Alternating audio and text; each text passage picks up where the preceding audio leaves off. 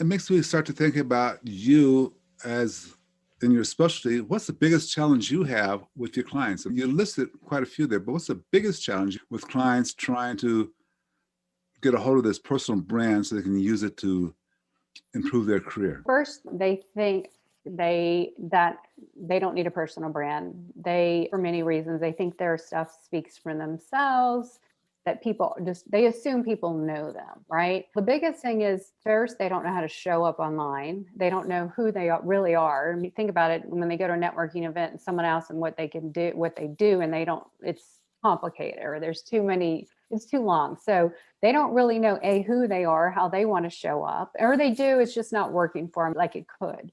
So in a sense, not as they could be. So what I do is come and help when we do an internal deep dive. Then we face the external messaging, right? So that's their branding. To me, branding is before messaging, not your logos, your fonts, and all the pretty stuff. That can come later, Right. but it's who you are. Just like a company would define their missions, their values, then they get to their product. Product is you.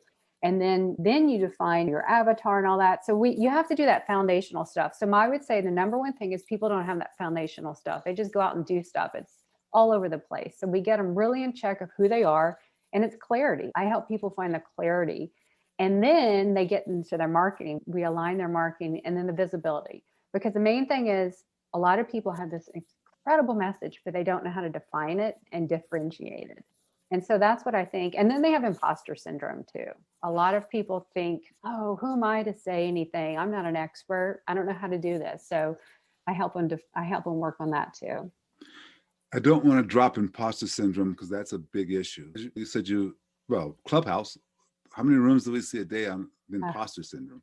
yes, a Another one of lot. those catchphrases, which I don't like for people to label themselves that way, the imposter syndrome, but they do. And that's the catchphrase these days.